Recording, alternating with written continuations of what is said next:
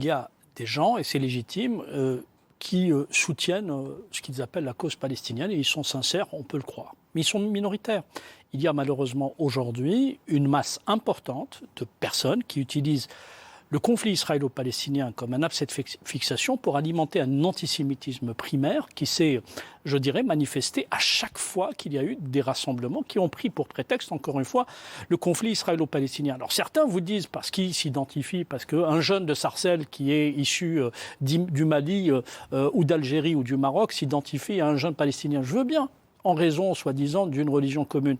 Mais il est curieux quand même de constater que lorsque les Ouïghours sont massacrés par les Chinois, il n'y a pas, je dirais, une telle crispation. Donc il y a autre chose. Il y a véritablement le côté, je dirais, symbolique de la crise israélo-palestinienne qui, depuis évidemment 70 ans, portée par la propagande de régimes arabes autocratiques, autoritaires, dictatoriaux, ont travaillé en profondeur la société arabo-musulmane. Il y a la propagande islamiste qui s'en rajoute, notamment celle des frères musulmans. Il y a la complexité du problème qui n'est pas suffisamment traité. Par exemple, on ne raconte pas que Netanyahou, s'il pouvait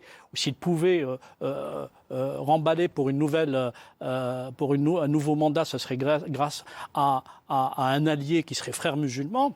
Quand même, Mansour Abbas, qui pourrait lui donner 4 sièges et qui siège aujourd'hui à la Knesset. Donc les frères musulmans pourraient devenir, aussi incroyable que cela puisse paraître, les alliés de Benyamin Netanyahou. De l'opposition aussi, parce qu'ils sont en négociation avec Naftali Bennett ou Yair Lapid également. Ils sont en négociation. Si vous voulez cette complexité-là, c'est pour le moins très paradoxal. Vous avez des gens qui sont nourris de l'idéologie antisémite des frères musulmans en France, qui vont déployer un discours totalement inacceptable, comme celui qu'on voit chez les Turcs aujourd'hui en Turquie, et qui pourrait être importé évidemment en France, ou celui qu'on voit chez certaines personnes qui, encore une fois, sont travaillées par ces idéologies détestables.